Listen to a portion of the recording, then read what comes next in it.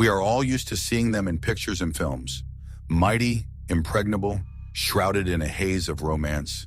Medieval English castles are symbols of strength, grandeur, and power. They tower over the landscape, whispering stories of kings, knights, and sieges. But what if I told you that behind these majestic walls lie not only knightly honor, but also unbearable pain, inhuman labor, and rivers of sweat and blood? Do you think our ancestors built these structures while singing hymns and inspired by noble ideals?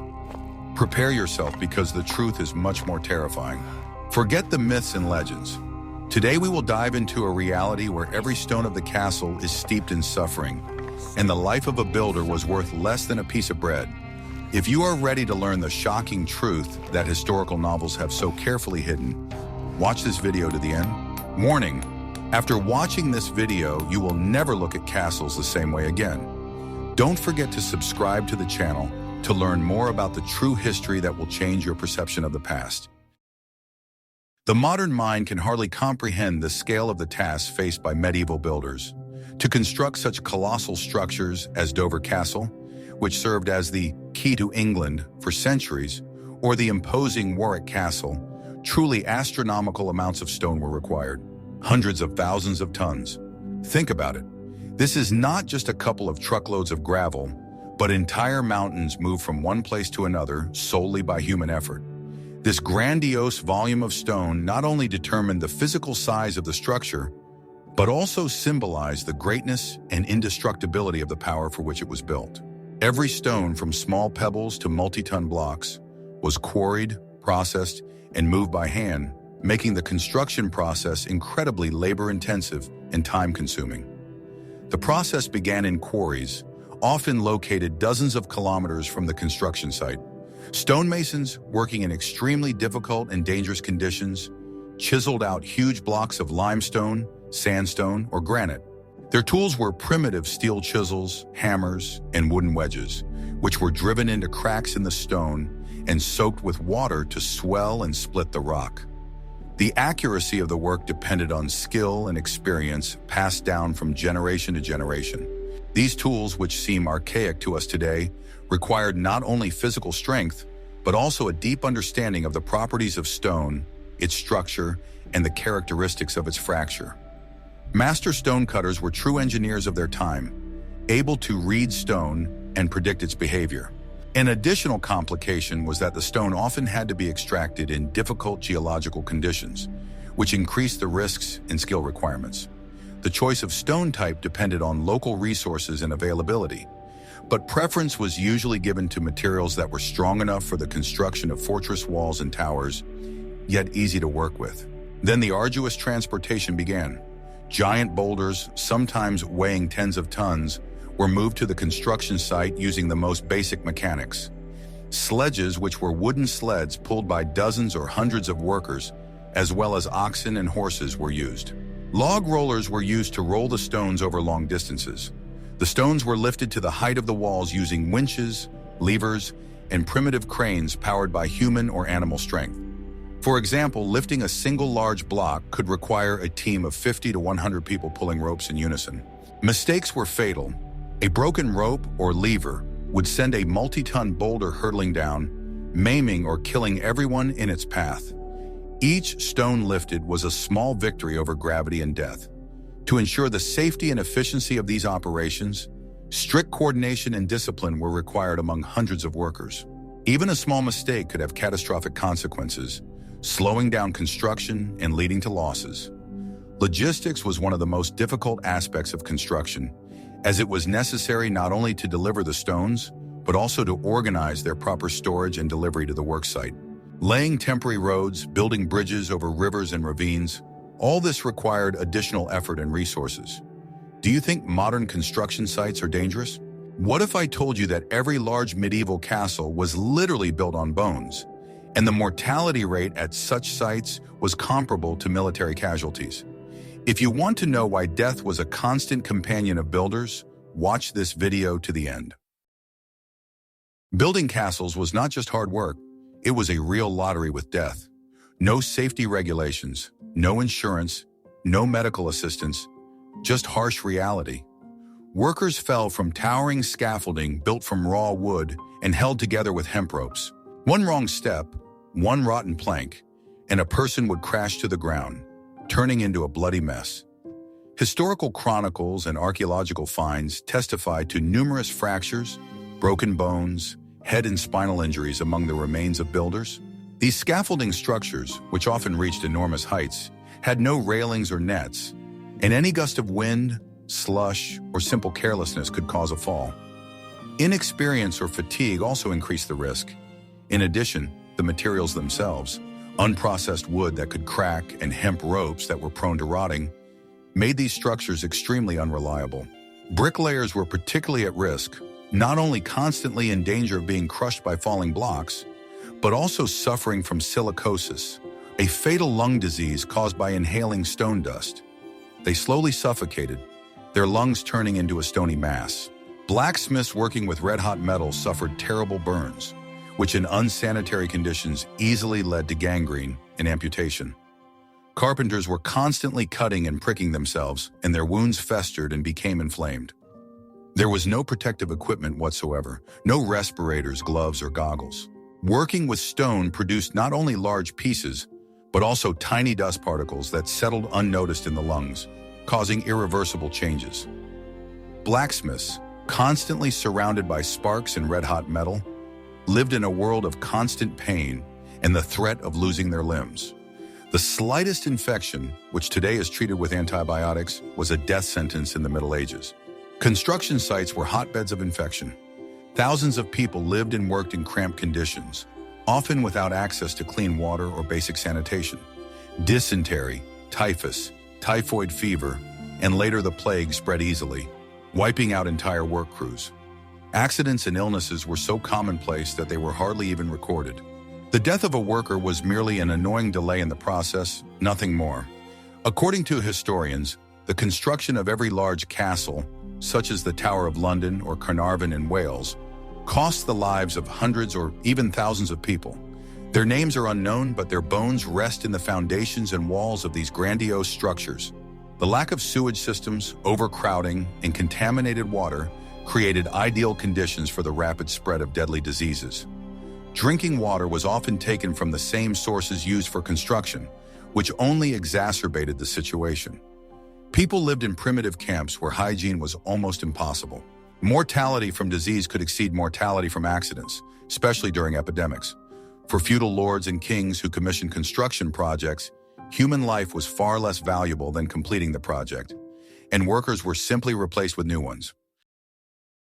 Behind every majestic castle stood not just a construction crew, but a real organized army of labor. The construction of such giants as Warwick Castle or Bodiam Castle required several thousand, and sometimes tens of thousands, of people working simultaneously. This colossal workforce consisted of various categories. Highly skilled craftsmen, masons were the elite.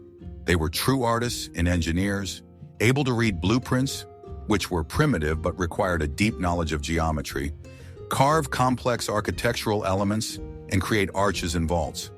Their work was highly paid, but the responsibility was enormous. Each craftsman had his own personal mark, which he stamped on every stone he worked on. It was both a mark of quality and a way to track his work. Their knowledge was passed down from generation to generation, forming closed guilds that carefully guarded their secrets. These craftsmen were the brains behind the entire construction process, ensuring not only the aesthetic beauty, but also the structural integrity of the buildings. They had to understand the loads, weight distribution, and principles of building stable structures without modern engineering calculations. Carpenters, their role was no less important. They built scaffolding, complex wooden structures without which it would have been impossible to erect high walls. They created formwork for arches and vaults, built roofs, doors, gates, and mill mechanisms. Wood was the second most important material after stone. The work of carpenters was no less precise and required a deep knowledge of geometry and statics. They had to ensure not only the stability of the scaffolding for the workers, but also the correct shape of all arched and vaulted structures, which after the mortar had set, could independently withstand the load. The shape and durability of many elements of the castle depended on their skill. Smiths, They forged tools, fasteners, hinges, bolts, and elements of defensive structures, such as grates and teeth for gates. Without their labor, it would have been impossible to create even the simplest fasteners or sharpen tools. Blacksmiths were indispensable on any large construction site, ensuring a constant supply of necessary metal tools and parts. Their forges worked around the clock, producing thousands of nails, staples, hinges, and other metal items necessary for the construction and equipping of the castle. Diggers, the most numerous and lowest paid group. They dug foundations, ditches, and canals, and carried earth and rubble. Their work was the dirtiest and most exhausting. They laid the foundation for the entire structure, shaping its outline and preparing the site for further work. Often, the work of diggers required digging in hard rock or marshy ground, which made it even more difficult and dangerous. Laborers, the bulk of unskilled labor. They mixed mortar, carried water, brought stones to the masonry site, and dragged logs. It was their backs and muscles that ensured the continuity of the process. These people performed the heaviest and most monotonous tasks, working themselves to exhaustion for minimal pay. Their labor was the foundation of the entire logistics chain on the construction site, ensuring a constant flow of materials to skilled craftsmen. Forced labor, corvée. A huge part of the workforce consisted of peasants whom feudal lords and kings drove to build castles as part of serfdom, the performance of duties. They worked for free, often under threat of punishment, leaving their own fields unattended. This was a source of widespread discontent and frequent uprisings. The use of this type of forced labor significantly reduced construction costs, but at the same time caused social tension and periodic riots, as peasants were deprived of the opportunity to work on their land and provide food for themselves. Managing such a large number of people required the strictest discipline. Masters and overseers, often former soldiers, ensured that work did not stop for a minute. Slackers and rebels faced immediate and severe punishment, including flogging and even execution. Every aspect of construction was strictly regulated, and any deviations were punished. The hierarchy was clear and strict, ensuring that the process ran smoothly. This entire huge machine was dedicated to a single goal: the construction of an impregnable fortress. What do you think this army of workers was fed, and how were they provided with water in such unsanitary conditions? And why were hunger and disease no less of a threat than falling from a great height? If you want to know how epidemics and resource shortages affected the speed and cost of construction, watch this video to the end. The builders' lives were hell. They lived in primitive, temporary camps set up next to the construction site. These camps consisted of hastily constructed huts or even dugouts, which were cramped, damp, and overcrowded. The lack of ventilation, constant humidity, and overcrowding created ideal conditions for the spread of disease. Hygiene was practically non-existent. Toilets were simple pits, often located directly in the camp or near water sources. Human waste, garbage, and animal carcasses created a foul stench and served as a breeding ground for infections. The stench from thousands of uncollected waste products was a constant companion for the builders, and in the hot season it became unbearable, attracting swarms of flies and other carriers of disease. The lack of any waste disposal system meant that the camps quickly became hotbeds of unsanitary conditions. Every rainfall turned the camp into a muddy mess, exacerbating the already terrible conditions. People slept on dirty straw, which was rarely changed, contributing to the spread of parasites and skin diseases. There was no way to wash or do laundry, making personal hygiene impossible. Food was scarce and monotonous. The diet consisted mainly of black bread, oatmeal or barley porridge, peas and beans. Meat was rare, most often salted lard or low-quality meat. The main drink was low-alcohol beer or ale, as the water was often contaminated and unsafe to drink. Malnutrition and vitamin deficiency weakened the workers' immune systems, making them easy prey for all kinds of infections. The amount of food allocated to each worker barely covered the energy expenditure required for such heavy physical labor. The calorie content of the diet was minimal, and protein and vitamin deficiencies led to scurvy, pellagra, and other diseases that weakened the body. Beer and ale, although less dangerous than unpurified water, still contained alcohol, which further affected the coordination and attention of workers. increasing the risk of accidents. Constant hunger and lack of nutrients made people apathetic and prone to depression, which in turn affected productivity. The working day began with the first rays of the sun and ended with its setting. People worked 12-14 hours a day, 7 days a week, with rare breaks for religious holidays. This regime led to exhaustion, chronic fatigue, and increased injury rates. Many simply collapsed from exhaustion right at their workplaces. The lack of days off and long shifts did not allow the body to recover, causing fatigue to accumulate and concentration to decline. This led to mistakes in work, which in the conditions of castle construction could be fatal. Workers often fell asleep on the job, making them easy targets for falling tools or stones. In the cold season, conditions became even worse, as workers suffered from hypothermia and in the heat from heat stroke. In the absence of modern medicine, even a small wound could be fatal. Infections, tetanus, gangrene, all were commonplace. Epidemics such as the Black Death could wipe out a significant portion of the workforce in a matter of weeks, halting construction for years. For example, the construction of some castles was completely halted or postponed for decades after outbreaks of the plague in the 14th century. Surviving workers often suffered from chronic illnesses and disabilities sustained on the construction site. Any scratch from a rusty nail or sharp stone could lead to sepsis, and fractures or severe bruises, which are easily treated today, resulted in amputations or lifelong disabilities. Respiratory diseases caused by dust and gastrointestinal diseases due to unsanitary conditions were widespread. Entire settlements that provided workers could be wiped off the face of the earth by epidemics, disrupting supplies and the influx of new workers. Delivering materials for the castle's construction was no less challenging than building the walls themselves and required logistics on a kingdom-wide scale. Without a developed road network or modern means of transportation, this process took months, sometimes years, and cost a fortune. Each stage of transportation was a challenge that required careful planning and significant resources. Inefficient logistics could bring the entire project to a standstill, even with a sufficient number of workers.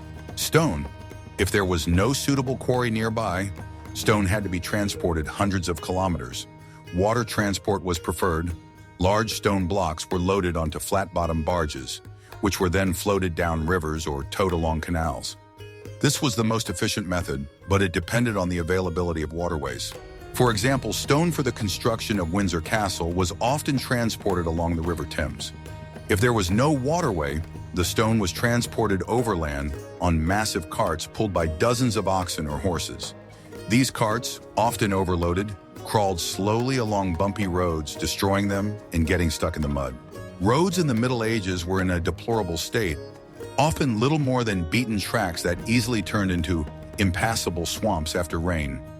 Transporting a single ton of stone over a considerable distance could take several days and required huge amounts of fodder for the animals, which was a significant expense in itself. Wood. Thousands of cubic meters of timber were required for scaffolding, formwork, flooring, and roofing. Huge oak, elm, and pine trees were felled in remote forests and then dragged to the nearest rivers or roads, where they were floated or transported to the construction site. Sometimes temporary roads were built specifically for this purpose. Logging was a complex process in itself, requiring skilled lumberjacks and teams capable of moving huge logs. Rivers served as natural highways for timber, but there were risks here too. Logs could get stuck in shallow water or be swept away by the current during floods. Lime, a key component of mortar. It was extracted from limestone, which was then burned in the special lime kilns. These kilns were often built directly on the construction site or near quarries.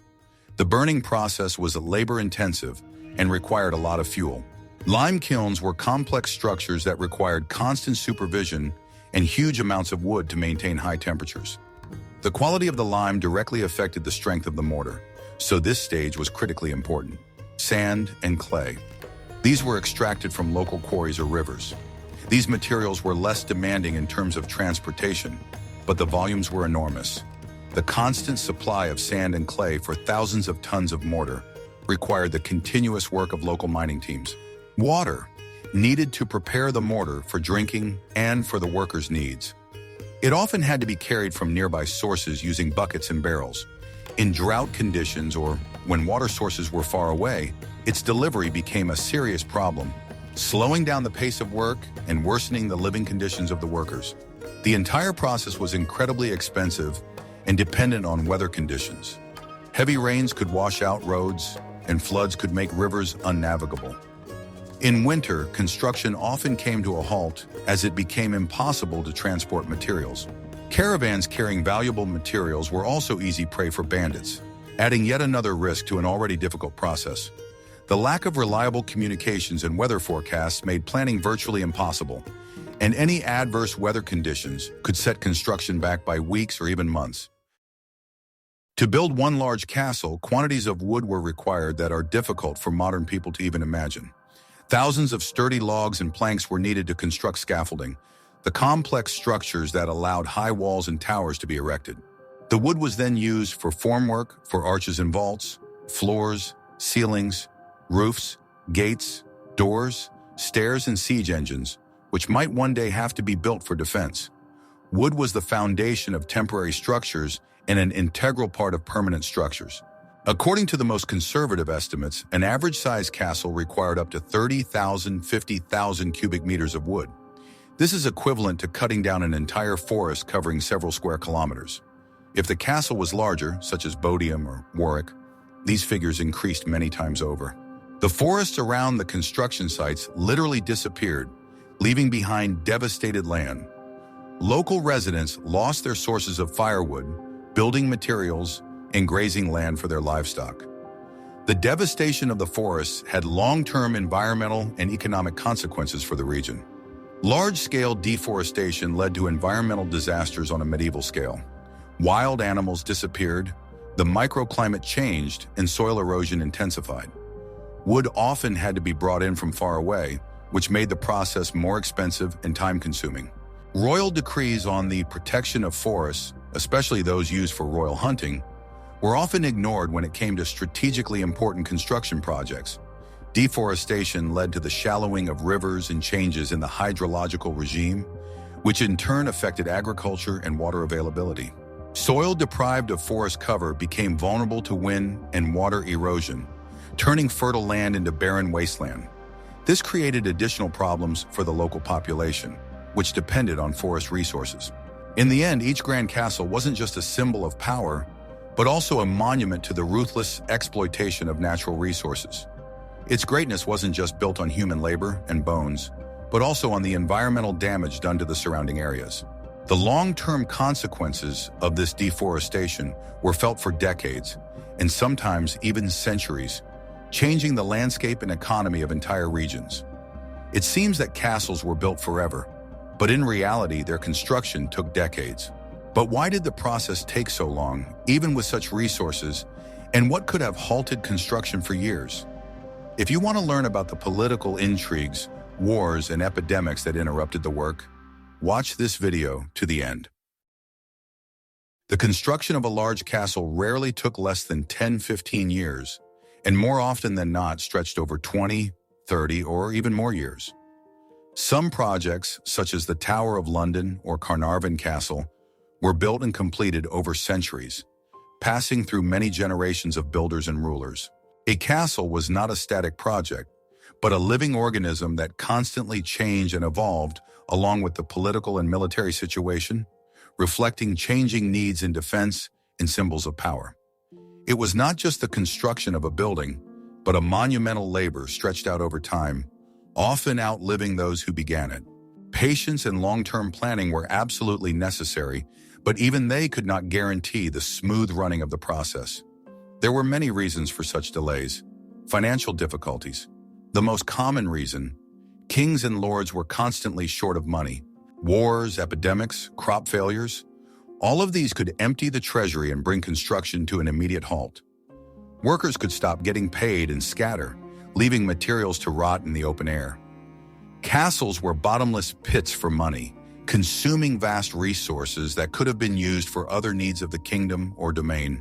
Financing was often provided by raising taxes, which caused discontent among the population and could provoke uprisings, which in turn diverted resources and attention away from construction. Wars and conflicts. Castles were built for war, but war also interrupted their construction. If a conflict with a neighboring state or an internal rebellion began, all resources, including labor, were redirected to military needs. The construction site could become a battlefield, and the unfinished castle could be the first target of an attack. During such periods, unfinished walls became a vulnerability rather than a defense, requiring additional protection. Workers could be drafted into the army, and valuable materials could be confiscated for military purposes. Death of a monarch or feudal lord. Each new ruler had his own priorities. The death of the initiator of construction could mean a complete halt to the project or its reorientation. For example, if the new lord preferred a different style or considered the castle irrelevant, he could simply abandon the construction. Changes in the political ambitions of a new leader often led to the abandonment of large-scale projects of their predecessors if they did not fit in with new strategies or aesthetic preferences. Epidemics and famine. The epidemics mentioned earlier, such as the plague, could wipe out up to a third of the population, depriving builders and workers. Years of famine caused by crop failures also reduced the available workforce, as people were simply unable to work due to exhaustion. When the population declined, it became impossible to find enough hands to continue work, and entire projects were put on hold for decades until the demographic situation recovered. Technical difficulties. Sometimes unexpected problems arose with the soil, material supplies, or new engineering challenges that required time to resolve. For example, unexpectedly discovered underground water or weak soil could require changes to the entire foundation design, leading to significant delays and additional costs. Innovative designs for their time, such as complex arch systems or tall towers, required careful planning and could lead to experimentation and mistakes that slowed down the process. Thus, each castle is not only a monument to architectural genius, but also a testament to the instability and chaos of the medieval world. Many castles remained unfinished, standing as ghostly remnants of once grand plans. They stand as silent reminders of the unpredictability of the Middle Ages and the grandeur of ideas that were not always realized. Despite their apparent primitiveness, medieval builders were true engineering geniuses. They had no computers or complex calculations, but they possessed deep empirical knowledge passed down through generations of craftsmen. Their methods were based on centuries of experience and an intuitive understanding of statics and dynamics. It was applied genius based on experimentation, observation, and careful study of the properties of materials. Their ability to build such durable structures that still stand today is mind-boggling. Levers, blocks, and pulleys. These were the main tools for lifting heavy loads. Their principle of operation was simple but effective. Using a system of blocks and pulleys operated by dozens of workers or oxen, it was possible to lift multi-ton stones to a height of tens of meters. For example, huge wooden gates were used to lift large stone blocks to the top of a tower. These gates were rotated by long levers, which were pressed by numerous workers. These were early examples of mechanization, which made it possible to multiply human or animal strength many times over, enabling the movement of enormous weights. Scaffolding. Medieval scaffolding was not like modern scaffolding.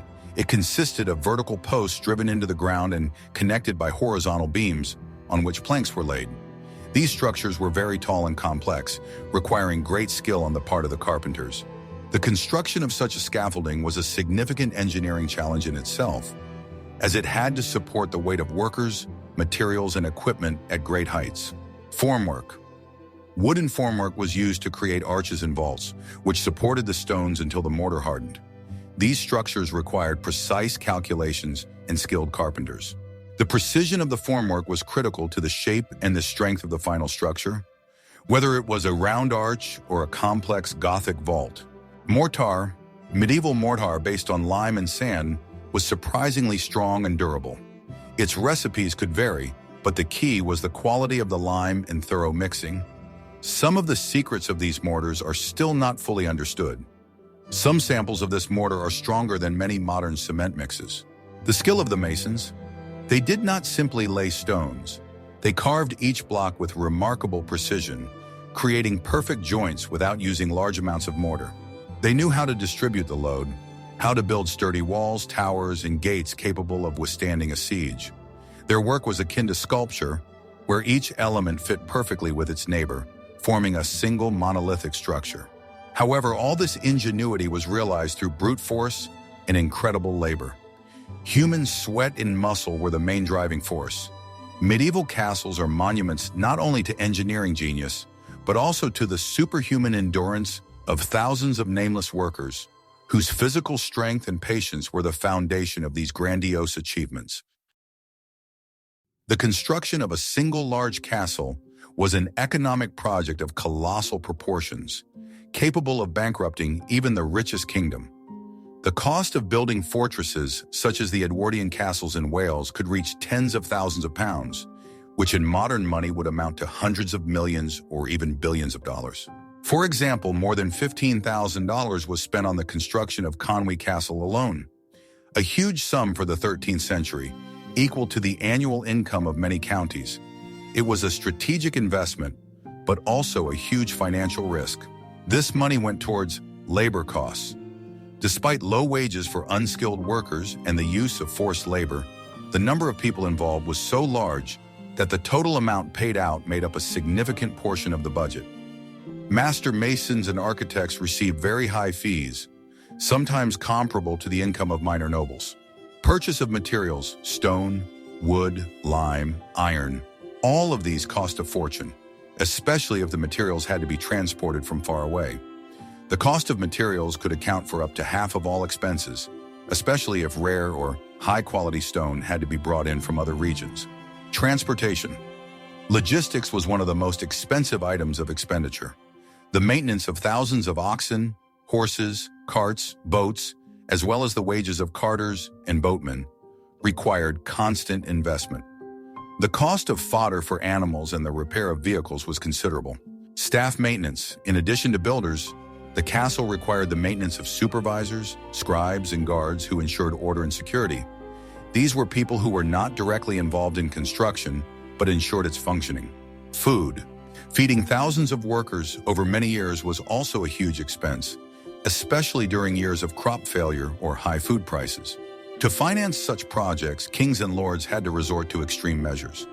They could raise taxes on their subjects, introduce new duties, confiscate the property of their enemies, or even take out huge loans from influential bankers in Jewish communities, which led to colossal debts. Many kings literally ruined their kingdoms to build symbols of their power. When funds ran out, construction stopped, and the castle could remain unfinished for decades until a new source of financing appeared. This led to instability and sometimes even economic collapse in regions where large-scale construction was underway. Medieval castles were much more than just military structures. They were the ultimate symbol of power, domination, and control. Their colossal size, impregnable walls, and towering towers were intended not only to deter external enemies, but also to instill awe in the hearts of subjects, reminding them of the immutability of the feudal hierarchy. Every stone block spoke of the power of those who erected it. Each castle was a command center from which the surrounding lands were governed. Taxes were collected, justice was administered, and calls to arms were made. The castle was the embodiment of law and order, but for the peasants, it was most often a symbol of oppression. After all, it was their labor, their sweat, and their lives that built these monuments. They were forced to work on corvée labor, torn from their lands that fed their families and risking their lives on dangerous construction sites. Refusal to work was severely punished. The shadow of the castle fell on every peasant field, reminding them of their duties and lack of freedom. Think of such iconic castles as the Tower of London, which was simultaneously a royal residence, a prison, and a symbol of tyranny for Londoners. Or the Welsh castles of Edward I, built to suppress local uprisings. They were not just fortresses, but the physical embodiment of conquest and subjugation. Their construction was an act of demonstrating power, designed to break the spirit of resistance. Architecture became a tool of politics. Historians often note that many uprisings and riots in medieval England were directed precisely against castles and their owners, who were perceived as sources of injustice and oppression. The destruction of a castle was an act of liberation, a symbolic overthrow of a hated authority. This highlights the dual nature of these structures. On the one hand, they were a means of defense, and on the other, an instrument of oppression. Thus, every stone of a medieval English castle bore not only the genius of architecture, but also the weight of human suffering, the cries of exhausted workers, and the pain of subjugated peoples. These majestic structures were built not only on stone, but also on fear, subjugation, and inhuman exploitation. They served as a constant reminder of who held power and at what cost that power had been erected. Kings spent fabulous sums of money and years building castles that were supposed to protect their power. But why couldn't even the most impregnable fortresses save them from rebellions, betrayals, and overthrows? And how did these grandiose structures, designed to symbolize power, end up as mere monuments to lost ambitions? If you want to know why even the strongest walls couldn't protect against internal enemies and political upheavals, watch this video to the end. We have just taken a journey into the grim and brutal reality of medieval English castle construction. You have learned that behind their impenetrable walls lies not only knightly romance, but also a history of incredible labor, mortal danger, and human sacrifice. These monuments, which we admire so much today, were built with the sweat, blood, and pain of thousands of nameless workers. They are a testament not only to engineering genius, but also to the cruelty of an era where human life was valued incredibly cheaply. I hope this video shocked you and made you look at those castles that seem so majestic to you in a new light. If you watched until the end and felt the full power of this truth, like and write your most provocative comment. And of course, subscribe to the channel so that we can continue to uncover the darkest and most amazing secrets of the past that turn our usual ideas about history upside down.